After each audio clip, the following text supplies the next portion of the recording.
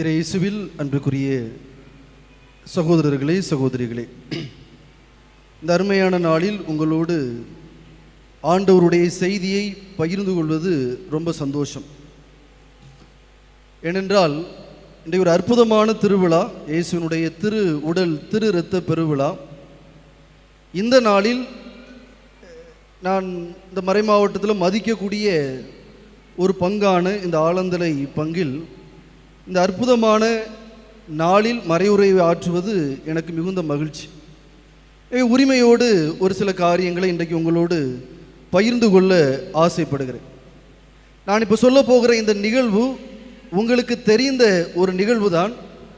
ஆனாலும் இந்த நிகழ்வை உங்களுக்கு ஞாபகப்படுத்திவிட்டு இந்த விழாவினுடைய அர்த்தத்தை உங்களுடைய வாழ்க்கையாக்குவதற்கு நான் உங்களோடு சேர்ந்து முயற்சி செய்ய போகிறேன். அவ்வளோதான். தெரியாத விஷயத்தெல்லாம் உங்களோட பகிர்ந்து கொள்ள போகல. உங்களுக்கு தெரிந்த விஷயம்தான். அதை ஞாபகப்படுத்திவிட்டு இதனுடைய முக்கியத்துவத்தை நான் உணர்ந்திருக்கிறேனா என்று சிறிது ஆராய்ந்து அதனை வாழ்க்கையாக்குவதற்கு ஒரு சின்ன முயற்சி. இது நடந்த ஆண்டு கிபி 700ஆம் ஆண்டு. ஸோ நம்ம இருக்கிறது கிபி 2024. இது நடந்தது கிபி 700.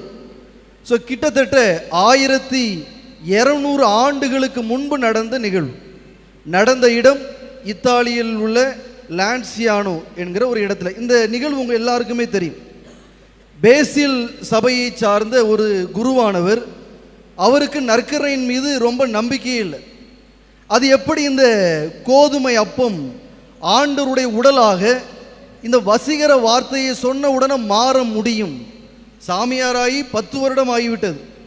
ஆனாலும் அவருக்கு அந்த நம்பிக்கை இல்லாமலேயே அந்த திருவிழுந்தை அவர் நடத்துவது உண்டு. ஆனால் அவருக்குள்ள ஒரு ஏக்கம் உண்டு. என்ன ஏக்கம் என்றால், என்றைக்காவது ஒரு நாள் இதை நான் பார்க்க மாட்டானா, சதையாக மாறக்கூடிய இந்த அப்பத்தை என்றைக்காவது ஒரு நாள் நான் பார்க்க மாட்டேனா என்கிற ஒரு ஏக்கத்தோடும் ஒரு சந்தேகத்தோடும் அவர் இந்த திருவிருந்தை நடத்துவது இயல்பு.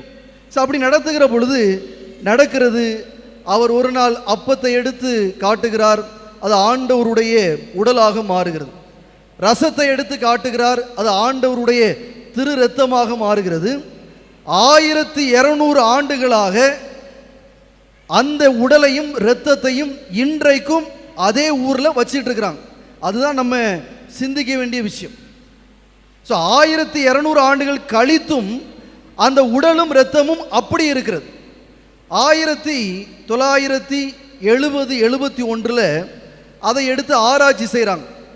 திருத்தந்தை பால் 6ஆம் சின்னப்பர் என்பவர் அதனை எடுத்து ஆராய்ச்சி செய்கிறார். ஏனென்றால் எப்பொழுதுமே திருச்சபை என்ன செய்யும்னா, ஒரு விஷயத்தை முழுமையாக அறிந்து ஆராய்வது திருச்சபையினுடைய பழக்கம். எனவே 1970-71 ஆராய்ச்சி செய்கிறாங்க. 1981 அதனை எடுத்து ஒரு ஆராய்ச்சி செய்கிறாங்க. இது உண்மையாகவே இது இரத்தம் தானா, இது உண்மையாகவே ஆண்டவருடைய சதை தானா, இல்லை என்றால் ஏமாற்றுகிறோமா என்கிற ரீதியில் அதனை ஆராய்ச்சி செய்த பொழுது வந்த முடிவுகளை மட்டும் நான் உங்களுக்கு சொல்றேன். நீங்கள் கேட்டிருப்பீங்க, நான் மறுபடியும் ஞாபகப்படுத்துகிறேன், அவ்வளவுதான். ஸோ நடந்தது 700, ஆராய்ச்சி செய்கிறது 1970 மற்றும் 1980. கிட்டத்தட்ட 1200 ஆண்டுகள் கழித்து அதை ஆராய்ச்சி செய்கிறாங்க. இப்போ என்ன நடக்குது அப்படின்னா, அதனுடைய முதல் ஆராய்ச்சி முடிவு என்னவென்றால், இது உண்மையாகவே மனிதனுடைய தசை. இது அறிவியல் ஆராய்ச்சி, சும்மா கட்டுக்கதெல்லாம் கிடையாது. அறிவியல் பூர்வமாக ஆராய்ச்சி செய்து சொல்கிறார்கள், இது உண்மையாகவே மனிதனுடைய தசை. நான் இப்போ பேசுறது பொய்யா இருக்குன்னா நீங்கள் போய் கூகுள் பண்ணி பாருங்கள். எல்லாருடைய கைகளையும் செல்ஃபோன் இருக்குது, ரைட்? போய் கூகுள் பண்ணி பார்த்தீங்கன்னா இவை எல்லாவற்றையும் நீங்கள் அக்குவேரா ஆணிவேராக தெரிந்து கொள்ள முடியும். ஆராய்ச்சியினுடைய முதல் முடிவு இது மனிதனுடைய தசை. இரண்டாவது முடிவு என்ன அப்படின்னா, இது தொடையில் உள்ளதோ கையில் உள்ள தசையோ கிடையாது, இதயத்தின் ஓரத்தில் இருக்கக்கூடிய தசை. தயவு செஞ்சு உள்வாங்க ப்ளீஸ், சும்மா ஏனதானோன்னு கேட்க வேண்டாம். முதல் விஷயம் இது மனிதனுடைய தசை. ரெண்டாவது விஷயம் இது வேறு எங்கே உள்ள தசை அல்ல, இதயத்தின் ஓரத்தில் இருக்கக்கூடிய தசை. மூன்றாவது முடிவு இது ஏபி பாசிட்டிவ் வகை இரத்தம். ஆராய்ச்சியினுடைய முடிவு ஏபி பாசிட்டிவ் வகை இரத்தம். நான்காவது முடிவு தான் ரொம்ப அற்புதமான ஒரு விஷயம். அது 4 துண்டுகளாக அது உடைந்திருக்கிறது. எனவே அந்த 4 துண்டுகளை எடுத்து நெருத்து பார்த்துருக்கிறாங்க. எப்படி நெருத்தாங்கன்னா, 2 ஒரே திராசில் வச்சு நெருக்கிற பொழுது அது சமமாக இருந்திருக்கிறது. அதை மாற்றி வைத்து நெருத்து பார்த்திருக்கிறார்கள், அப்பொழுதும் சமமாகவே இருக்கிறது. 3 1 என்று வைத்து நெருத்து பார்த்திருக்கிறார்கள், அப்பொழுதும் சமமாகவே இருந்திருக்கிறது. எல்லாவற்றிற்கும் முடிவு செய்த ஆராய்ச்சியாளர்கள் சொன்னாங்களாம், இதுக்கு மட்டும் எங்களால் முடிவு சொல்ல முடியவில்லை, எப்படி நெருத்தாலும் அது சமமாகவே இருக்கிறது. அப்போ உடனே அதை திருச்சபையிடம் சொல்கிறார்கள். திருச்சபை சொல்கிறது, சிறு துகளிலும் ஆண்டவர் முழுமையாக இருக்கிறார். பல நேரங்களில் உங்களுக்கு வேடிக்கையாக இருக்கும், ஃபாதர்ஸ் ஒரு சில பேர் அந்த துணி மேலே இருக்கிறது அப்படியே எடுத்துக்கிட்டு இருப்பாங்க, ஏன்னா தட்டை வச்சு. அது வேடிக்கையாக இருக்கலாம், ஏன் இதெல்லாம் போட்டு எடுக்கிறாங்க? திருச்சபை சொல்கிறது, சிறு துண்டிலும் ஆண்டவர் முழுமையாக 100% இருக்கிறார். எனவே இந்த 4 முடிவுகளை வைத்து திருச்சபை மிக தெளிவாக ஒரு விஷயத்தை நமக்கு சொல்லுகிறது. என்னவென்றால், ஆண்டவர் நற்கருணையில் எப்படி இருக்கிறார்? உண்மையாகவே உடலும் இரத்தமுமாக இருக்கிறார். நீங்க நம்புறீங்களா? நம்புறீங்களா? நீங்க ஆமாவா இல்லையா? நம்பல அப்படி தானே? நீங்க யாரும் நம்புற மாதிரி எனக்கு தோணல. சீரியஸா சொல், இந்த கத்தோலிக்க திருச்சபையில் இருக்கிற நாம அதை யாருமே நம்பல, என்னையும் சேர்த்து எங்களையும் சேர்த்து தான். கொஞ்சம் ஆழமா ஆராய்ச்சி செய்து பார்ப்போமா? யாராவது ஒருத்தர் விவிலியம் ஒரு சில பேர் கொண்டு வந்திருக்கிறீங்க, தயவு செய்து இந்த விவிலிய பகுதிகளை இன்றைக்கு மனசுக்குள்ள சுமந்துட்டு போங்க ப்ளீஸ். 1 கொரிந்தியர் எடுத்துக்கொள்வோம்.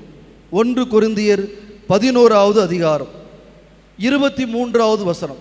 நான் திரும்பவும் சொல்றேன், நீங்க நம்புறீங்களான்னு கேட்டேன், எல்லாரும் அமைதியாக தான் இருந்தீங்க. ஒரு சில பேர் ஆமான்னு சிரிச்சிங்க.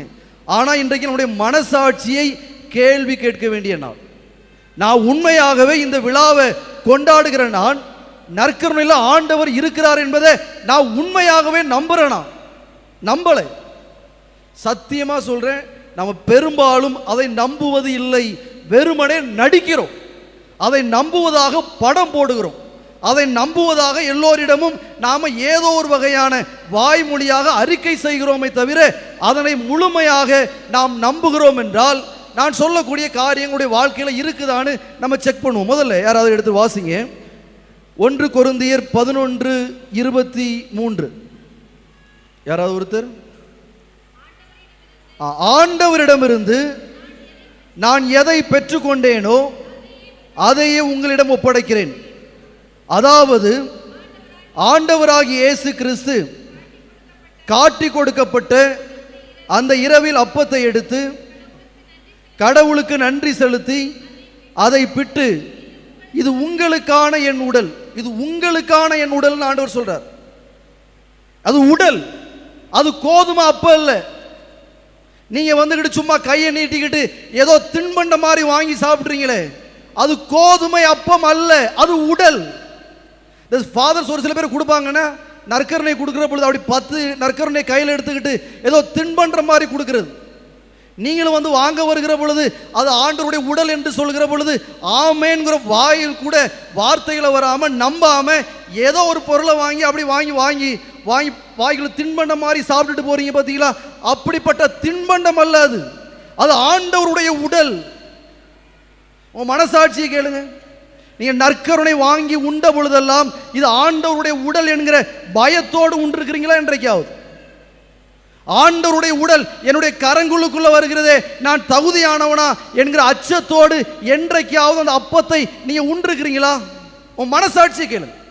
ஆண்டவர் சொல்கிறார், பவுலடிகளார் எழுதுகிறார், அது என்னுடைய உடல் என்று அவர் சொன்னார். மறுபடியும் வாசிங்க வாசிங்க. அப்படியே ரைட், அதை விட்டுட்டு அப்படியே 25வது அதிகாரத்தை வாசிங்க. ஆதலால் இந்த அப்பத்தை உண்டு கிண்ணத்தில் பருகும் போதெல்லாம் ஆண்டவருடைய சாவை அவர் வரும் வரை அறிவிக்கிறீர்கள். அடுத்த வரிகள் தயவு செஞ்சு கவனிங்க. ஆகவே எவராவது தகுதியற்ற நிலையில் இந்த அப்பத்தை உண்டால் அல்லது ஆண்டவருடைய கிண்ணத்தில் பருகினால் அவர் ஆண்டவரின் உடலுக்கும் இரத்தத்திற்கும் எதிராக குற்றம் புரிகிறார். நீங்க தகுதியற்ற நிலையில இந்த அப்பத்தை உண்டீங்கன்னா நீங்க ஆண்டவருக்கு எதிராக குற்றம் புரியுறீங்க. தப்பா எடுக்காதீங்க. நீங்க எல்லாரும், நான் பார்த்தேன்னா தொடக்கத்தில் பூசையில் பார்த்தேன், எம்டியா இருந்துச்சு கோயில். நாங்கள் வித்தியாசமாக இருக்குன்னு நினச்சேன். ஆனால் உங்கள் ஊரும் எல்லா ஊர் மாதிரியும் தான். இந்த நற்கருணையில் எப்படி வந்தீங்க அப்படின்னா வாசகம்லாம் முடிஞ்சு இந்த பிரசங்கம் வைக்கும்போது தான் கோயில் நிரம்பி இருக்கிறது. நான் கேட்குறேன், நீங்கள் தகுதியான மனநிலையோடு நற்கருணை உட்கொள்ள முடியுமா? உங்கள் மனசாட்சியை கேளுங்க. எதுக்கு கோயிலுக்கு வாரோம்? யாருக்கு நம்ம முக்கியத்துவம் கொடுக்குறோம்? உங்களுடைய உடல் அலங்கரிப்புக்கு தான் முக்கியத்துவம் கொடுத்தீங்களே தவிர உங்களுடைய ஆத்துமா அலங்கரிப்புக்கு நீங்க முக்கியத்துவம் தரல.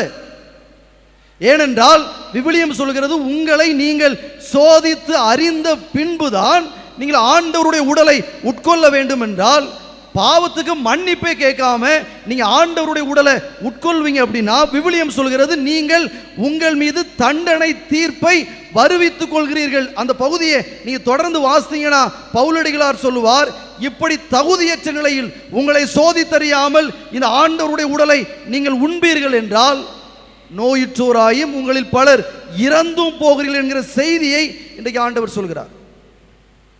நீங்க இந்த உணவு நடக்கும்போது கூட பாருங்க, யூதாசு அப்பத்தை உட்கொண்டான், நற்கருணை உட்கொண்டான். விவிலியம் என்ன சொல்கிறது அடுத்த வரி? அவனுக்குள் சாத்தான் புகுந்தான். இந்த வரிகளை கவனிக்கணும் நீங்க. யூதாசு அப்பத்தை உட்கொண்டான், ஆனால் அவனுக்குள் சாத்தான் புகுந்தான். அது எப்படி? ஆண்டவருடைய உடலை உட்கொண்டால் அவனுக்குள்ள சாத்தான் புக முடியும். ஆண்டவர் தானே உள்ள புக முடியும். அது எப்படி சாத்தான் புக முடியும் என்றால் அவன் தகுதியற்ற நிலையில் உட்கொண்டான். இன்னைக்கு நாம எல்லாரும் நம்ம சோதித்தறியணும். இன்னைக்கு ஆண்டவருடைய உடலை நான் உட்கொள்ள இந்த ஆலயம் வந்திருக்கிறேன் என்றால் நான் என்னை சோதித்து அறிந்தேனா? நான் தகுதியான நிலையில் இந்த அப்பத்தை உட்கொள்ள நான் தயாராக இருக்கிறேனா? இல்லை. அதனால தான் சொன்னேன், இந்த உடல் அலங்கரிப்பிற்கு முக்கியத்துவம் கொடுக்கிற நாம் ஏன் இந்த ஆத்மாவை குறித்து அச்சப்படுவதே இல்லை? யோசிங்க, ஒரு பிரின்சிபல், நீ காலேஜ் படிக்கிறீங்க இல்லை ஸ்கூலில் படிக்கிறீங்க அப்படின்னா பிரின்சிபலுடைய ரூமுக்குள்ளே போனால் எவ்வளோ பயபக்தியாக இருப்பீங்க. ஆனால் கோயிலில் அப்படி இருக்கிறீங்களா? இங்கே வந்தால் செல்ஃபி எடுக்கிறீங்க. ஏன்னா உங்கள் பிரின்சிபல் முன்னாடி போய் நீங்கள் செல்ஃபி எடுத்துருவீங்களா? உங்கள் பிரின்சிபல் ரூமுக்குள்ளே செருப்பு போட்டு நடந்துருவீங்களா? நீங்கள் நான் என்ன ரொம்ப அப்படியே பழையதை பேசுகிறேன்னு நினச்சிடாதீங்கன்னா, இதெல்லாம் அடிப்படை. உங்கள் பெட்டில் நீங்கள் செருப்பு போட்டு தூங்குவீங்களா? உங்கள் படுக்கையில் நீங்கள் செருப்பு போட்டு தூங்குவீங்களா? தூங்க மாட்டீங்களா? அப்புறம் எப்படி ஆண்டவருடைய புனிதமான இல்லத்திற்குள்ளே செருப்பு அணிஞ்சிட்டு ஷூ அணிஞ்சிட்டு வாரீங்க? அது எப்படி உங்களால் முடிகிறது? பல நேரங்களில் இவையெல்லாம் கேலி கூத்தாக மாறி போய்விட்டது. என்ன, ஆண்டவருடைய உடலை நாம் உட்கொள்கிறோம் என்கிற பெயரில் இன்றைக்கு மூட்டை மூட்டையாக அப்பத்தை உட்கொள்கிறோமே தவிர ஆண்டவருடைய உடலை நாம உட்கொள்வதே இல்லை. நாம நடிக்கிறோம். யோசிச்சு பாருங்க, ஆண்டவருடைய உடலை நீங்க உட்கொண்டுட்டு இந்த நாக்கை வச்சுட்டு வெளியே போய் நீங்க கெட்ட வார்த்தை போடுவீங்க அப்படின்னா நீங்க யாருக்கு எதிராக பாவம் செய்றீங்க? என்னுடைய ஆண்டவர் என் உடலாக, என் இரத்தமாக, என் சதையாக மாறி போய்விட்டார் என்றால் என் வாழ்க்கை மாறி இருக்கணுமே. என் வாழ்க்கை இன்றைக்கும் மாறாமல் எப்படி நான் வாழ்ந்தேனோ அப்படியே இன்றைக்கும் வாழ்வேன் என்றால் இந்த நற்கருணை எனக்குள் தந்த மாற்றம் என்ன? என்ன மாற்றத்தை இதுவரை இந்த நற்கருணை உங்களுக்கு தந்திருக்குது என்கிற கேள்வியை நீங்க கேளுங்க, தயவு செய்து. ஆனா இவ்வளவு பேசினாலும் இன்றைக்கும் இந்த நற்கருணை எப்படி தான் உட்கொள்ள போறீங்க? சும்மா ஏனதானவனு கையை நீட்டி ஒரு பயம் இல்லாம, அது ஆண்டவருடைய உடல் என்று உணராம, சும்மா வாய்க்குள்ள போட்டுட்டு தின்பண்ட மாதிரி சாப்பிட்டுட்டு மறுபடியும் வீட்டுக்கு போய் அந்த நாக்கோடு, இந்த புனிதமான இந்த நாவோடு கெட்ட வார்த்தை போடுவது, அசிங்கமான காரியங்களை பேசுவது, அசிங்கமான வாழ்க்கை நடத்துவது, அடுத்தவனுக்கு எதிராக வாழக்கூடிய வாழ்க்கையை வாழ்வது என்று இன்றைக்கும் அப்படியே வாழ்வோம் என்றால் பவுலடிகளார் சொல்கிறார், நீங்கள் ஆண்டவருக்கு எதிராக இருக்கிறீர்கள். தயவு செய்து ப்ளீஸ், நற்கருணை தான் கிறிஸ்துவ வாழ்வினுடைய மையம். நற்கருணை தான் இந்த கிறிஸ்துவ வாழ்வினுடைய ஊற்று. நற்கருணை தான் நமக்கு எல்லாம், ஆணிவேர் ஆதாரம் எல்லாமே இந்த நற்கருணை தான் என்றால், இந்த நற்கருணைக்குரிய அடிப்படை மரியாதையை நான் தருகிறேனா? ஒரு சாதாரண மனிதனுக்கு கொடுக்குறீங்க, பங்குசாமிக்கு கொடுக்குறீங்க, ஒரு ஃபாதருக்கு கொடுக்குறீங்க, ஆனால் நற்கருணைக்கு ஒரு உணவை நீங்க யோசித்து பாருங்களேன். ஒரு சினிமா தியேட்டருக்கு போறதுக்குன்னா எவ்வளவு நேரத்தோட போறீங்க? ஒரு கல்யாண வீட்டு ஃபங்க்ஷனுக்கு போறதுன்னா எவ்வளவு நேரத்தோட உற்சாகத்தோட போறீங்க? ஆனா இங்க உற்சாகத்தோடு உட்கார்ந்துருக்கிறோமா? நற்கருணை திருவிருந்தில் பங்கெடுக்க உற்சாகத்தோடு உள்ள உட்கார்ந்துருக்கிறீங்கன்னா இல்லை. இங்க பாதி பேர் தூங்கிட்டு தான் இருக்கிறாங்க. அவங்களுக்கு அதெல்லாம் முக்கியம் இல்லை. பல நேரங்களில் ஏனோ தானோ வென்று இந்த வழிபாடுகள் போய்கொண்டே இருக்கும் என்றால், நாம் ஆண்டவருக்கு எதிரான குற்றங்களை புரிந்து கொண்டே இருப்போம் என்றால் எப்படி வலு பெற முடியும்? அன்பு மக்களை, இன்றைக்கு கொஞ்சம் சிந்திச்சு பாருங்க. நீங்க நற்கருணையை உண்மையா மதிக்கிறீங்களா? நடிப்புக்கெல்லாம் கிடையாது, உண்மையா உள்ளத்திலிருந்து நற்கருணையில் ஆண்டவர் இருக்கிறார், அவர் உண்மையாகவே இரத்தமாய் சதையாய் இருக்கிறார் என்பதை நீங்க நம்புறீங்களான்னு ஆராய்ந்து விட்டு தயவு செய்து நற்கருணை வாங்க, இல்லைன்னா வாங்காதீங்க. பல ஆண்கள் இருப்பாங்கன்னா உள்ள வரவே மாட்டாங்க. அவங்களெல்லாம் கேட்பது உண்டு, ஏன் நீங்கள் உள்ளே வந்து நற்கருணை வாங்கிறது இல்லை? ஃபாதர், நாங்கள் எங்களுக்கு தகுதி இல்லை ஃபாதர், எங்களுக்கு தகுதி இல்லை. ஆனால் நாம் தகுதியற்ற நிலையில் பல நாட்களில் இந்த நற்கருணையை வாங்குகிறோம். ஆலயத்திற்குள் வருகிற பொழுது நற்கருணையில் இயேசு இருக்கிறார் என்றால் அதை மதிக்கிறது இல்லை, அவருக்குரிய மரியாதையை கொடுக்கறதில்லை. வாங்குகிற பொழுது கூட என்ன மனநிலையோடு வாங்குறீங்கன்னா? கேட்க செவியுள்ளோர் கேட்கட்டும். ஆமென்.